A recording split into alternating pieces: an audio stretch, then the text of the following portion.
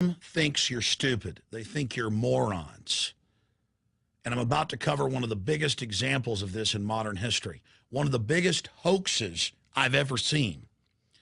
Anyone who's followed the news for the last few decades, anyone who's researched admitted mainline history knows that Al-Qaeda was CIA created with the backing and support of the Saudi Arabians and the Israelis, as well as Pakistani intelligence. Zbigniew Brzezinski's written 2 books bragging that in '79 they created the group, had them attack the Russians to get them to then invade Afghanistan so that the Soviets could have their, quote, Vietnam. This is a fact. And the Muslim brigades being controlled by British intelligence goes back to Lawrence of Arabia. And then Hitler took over the Middle East during the first few years of World War II, and they went over to his control. But the hoax is that in the attack against the Serbs to take over Serbia, it was admitted Al-Qaeda and Osama bin Laden running those operations. And then NATO came in and bombed all of Serbia, and they were forced to give up 1/3 of their land, basically to Albanian-backed Muslim rebels who were calling themselves Al-Qaeda. Then, of course, we have the attacks of 9/11 and the Newsweek headlines about hijackers trained at U.S. bases, and the dean of the Defense Language School coming out and saying that they were trained at U.S. bases. And then you have the Times of London as well reporting on the airlift of evil. Months after the Afghanistan war started, U.S. military and British military captured thousands of top Al-Qaeda and Taliban commanders, and they would be ordered to release them and fly them out into Pakistan to start the next wave of destabilization. So Al-Qaeda, on record, is a CIA/British/Israeli/Saudi Arabian creation. And they're used all over the world.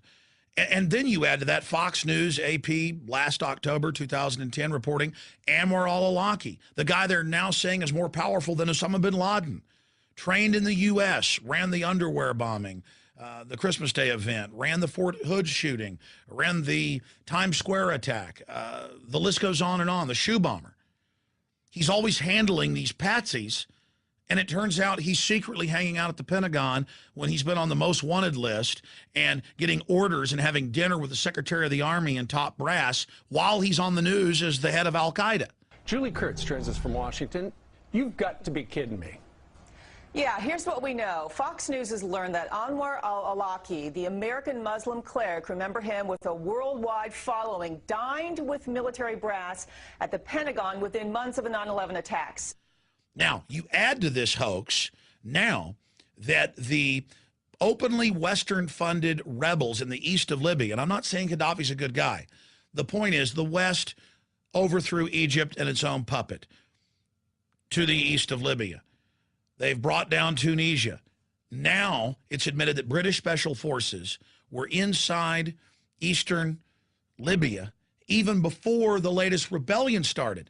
So Al-Qaeda rebels, and it's admitted that the head of the Libyan rebels was trained by the CIA for decades in Virginia, and he admits that he's working with Al-Qaeda. Al-Qaeda.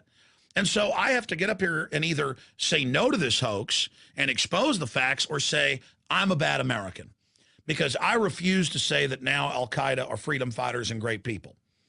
I must refuse to be ignorant and not face the facts of history. But the average gullible person out there who buys into the system will make the decision to say, oh, I guess Al-Qaeda is good. It's like 1984. We've never been at war with East Asia. And the next day, we've always been at war with East Asia. And if you pointed out that, well, you said we were at war with them yesterday, but we're not at war today, and that we were never at war, then you get arrested in that system.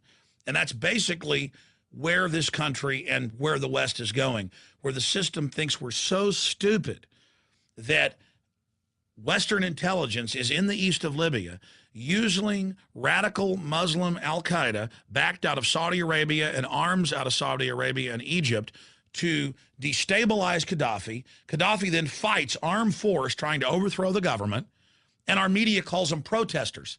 Protesters who had tanks and missile launchers and Western weapons. Oh, the poor protesters. And the media lied and said he strafed protesters. Turned out that wasn't true. The media lied and said that he'd run to Venezuela to try to give the rebels support, think they would win. It doesn't mean that there aren't groups in Libya who don't like the goofy dictator Muammar Gaddafi. But Muammar Gaddafi is independent and has tried to build a strong Africa outside of the New World Order. And that's why he must be brought down. He doesn't have an international private central bank running his country. They have their own central bank.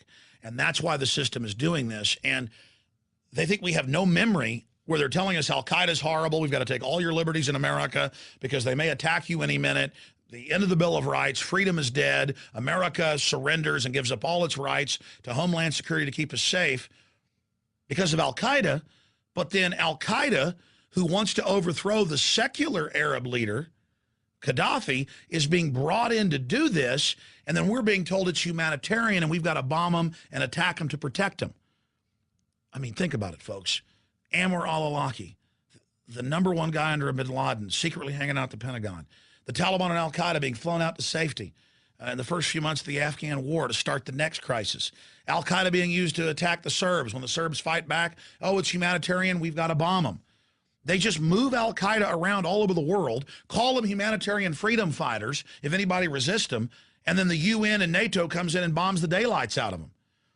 But at least with the attack in the 90s against Serbia, they went and got congressional authorization for force. At least Bush with his illegal wars, because they were still wars of aggression, but he went and got the Congress to sign off on it, wasn't engaged in that form of brazen treason. Obama, less than 48 hours after the UN gave that resolution to invade, openly, in front of everyone, he ordered the U.S. military to start bombing and firing cruise missiles when out in the open, the UN had given the order and Obama hadn't even consulted Congress. This is a huge issue that's taking place here, my friends, and I hope you'll research the fact that Al-Qaeda is an arm of the globalist. Al-Qaeda is an arm of the New World Order. Al-Qaeda is a system that the New World Order uses to menace civilizations into giving up their liberties in the name of protection, and also to go stir up revolutions and wars to then pose as freedom fighters so the globalists have an excuse to come in and take over countries. This is 21st century imperialism. And Al-Qaeda is the key set piece on this game of chess to bring us into the world government. They are a creation of the private banking cartels who are waging wars against the nation state and all basic liberties that defend the rights of the indigenous populations of the nation states. Al-Qaeda is CIA, is MI6, is Mossad, is Saudi Arabian intelligence, and they've caught British SAS dressed up like Al-Qaeda shooting at police in Basra to get Sunnis and Shiites killing each other. I mean, Al-Qaeda is the Swiss Army knife of destabilization. They are that magic go-to tool that's used to foment the crisis so the globalists have the excuse to offer the solution. We've broken down one of the biggest modern ongoing hoaxes in history where you're un-American if you don't support the freedom fighters of Al-Qaeda. Well, I don't support them, and I don't agree with what Ronald Reagan said about them, saying that they were founding father material. I don't like Al-Qaeda. Now, you may hate me because I don't love Al-Qaeda. I'm not going to apologize. I'm sorry. I hate Al-Qaeda, and I hate their handlers even more. Ask yourselves, what are you doing in this time of great challenge? What are you doing to unlock minds?